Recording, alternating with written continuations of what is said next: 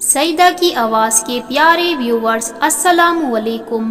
آج کا واقعہ ہے زندگی بدل دینے والا سچا واقعہ۔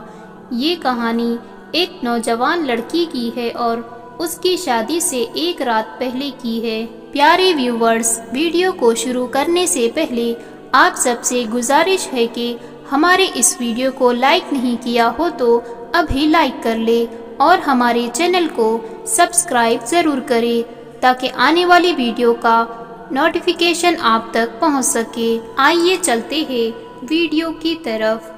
جیسے دنیا کے ہر گھر میں شادی کے لیے بے شمار تیاریاں کی جاتی ہے اور لڑکی کو خوب سجایا اور سنوارا جاتا ہے، اسی طرح یہ ماجرا اس گھر میں بھی تھا۔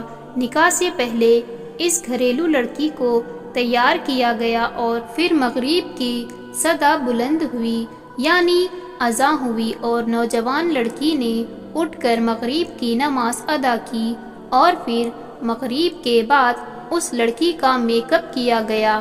میک اپ کے بعد کچھ وقت گزرا اور عشاء کی نماز کا وقت ہو گیا۔ اس نیک لڑکی نے جب عشاء کی اذان سنی تو اس کے ذہن میں یہ خیال آیا کہ شاید مغرب کے لیے کیا گیا اس کا وضو اب قائم نہیں رہا۔ اس کے بعد وہ وضو کرنے کے لیے اٹھ کر اپنے کمرے کی طرف روانہ ہونے لگی۔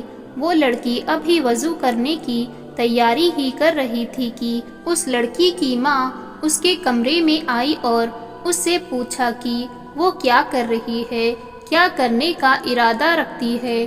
اس لڑکی نے اپنی ماں کو بتایا کہ نماز کا وقت ہو چکا ہے اور وہ چاہتی ہے کہ دوبارہ وضو کر کے اپنی نماز کو وہ ادا کرے۔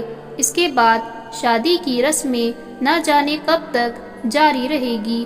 ماں نے حیران ہو کر دیکھا اور اسے سمجھانے کے انداز میں کہا، جو تم نے اتنا اچھا میک اپ کیا ہے، یہ سارا میک اپ تمہارے وضو کرنے سے ختم ہو جائے گا، اور کہا کہ اب وقت نہیں ہے کہ تم دوبارہ میک اپ کر سکو گی۔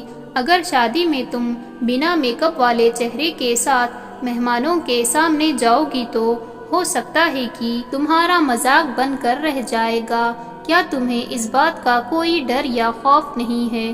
وہ لڑکی مسکرا کر اپنی ماں سے کہنے لگی، آپ اس وجہ سے پریشان ہو رہی ہے، لیکن مجھے ڈر اور صرف اپنے پروردگار سے ہے اور میں اس کی نظر میں خوبصورت ہونا چاہتی ہوں۔ اس نیک لڑکی کو وضو کرنے کا ذرا بھی غم نہیں تھا۔ اپنی ماں سے یہ کہہ کر وہ لڑکی آگے بڑھ گئی اور وضو کرنا شروع کر دیا۔ اس کو اس بات کا بھی ڈر نہیں تھا کہ لوگ اس کو بغیر میک اپ کے کیا کہیں گے۔ اسے تو بس اپنے رب کے سامنے سرخروخ ہونا تھا۔ وضو سے فارغ ہونے کے بعد اس نے نماز پڑھنا شروع کیا۔ اس نماز میں اس نے وہ لطف اور مزہ پایا جو کہ اسے پوری زندگی میں کبھی نہیں مل پایا تھا اور کبھی نصیب نہیں ہوا تھا۔ نماز میں اس نے آخری سجدہ کیا اور پھر اس سجدے کے بعد وہ کبھی نہ اٹھ سکی۔ ایسا سجدہ بہت کم لوگوں کو نصیب ہوتا ہے۔ اس لڑکی کے سجدے ہی کی حالت میں انتقال ہو گیا۔ اس سے عظیم اور خوبصورت موت کیا ہو سکتی ہے، ماشاءاللہ۔ اور جب اس کی والدہ اس کو بلانے کے لیے کمرے میں آئی، وہ کافی دیر تک آوازیں دیتے رہی اور قریب جا کر اس کو ہلایا تو معلوم ہوا کہ کچھ دیر پہلے سجدے کی حالت میں اس کا انتقال ہو چکا ہے۔ دوستو، ذرا تصور کیجئے کہ آخر اس ماں پر کیا گزری ہوگی۔ ماں نے اپنی بیٹی کو مخاطب کرتے ہوئے کہا کہ تم بالکل ٹھیک کہتی تھی کہ رب کی خوشی لوگوں کی خوشی سے زیادہ بہتر ہے۔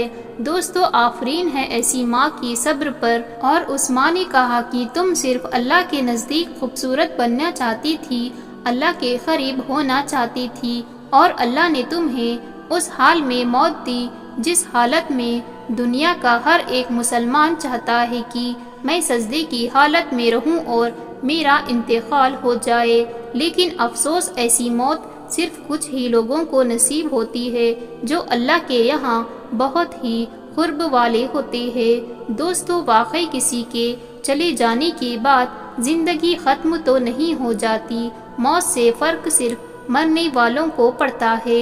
آج وہ لڑکی قبر میں تنہا ہوگی، بات دراصل یہاں پر ختم نہیں ہوتی، بات یہاں سے شروع ہوتی ہے۔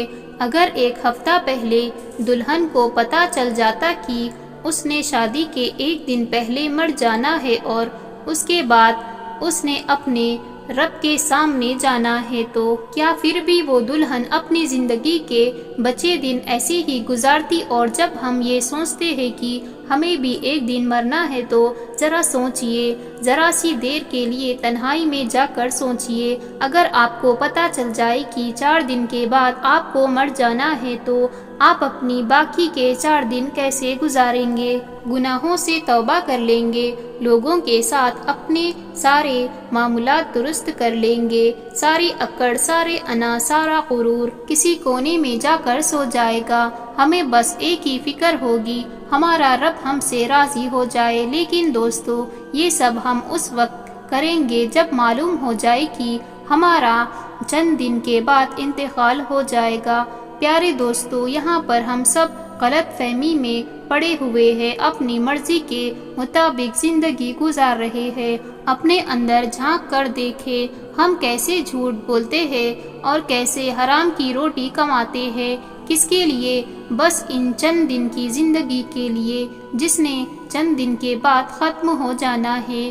یا اللہ ہمارے دل و دماغ سے دنیا کی محبت کو نکال دے، ہمیں اپنی موت کو، قبر کو، آخرت کو یاد کرنے کی توفیق عطا فرمائے، اور ہم نے جانے انجانے میں کوئی بھی گناہ کیا ہو تو ان گناہ کو معاف فرما دے، اپنے فضل و کرم سے معاف فرما دے۔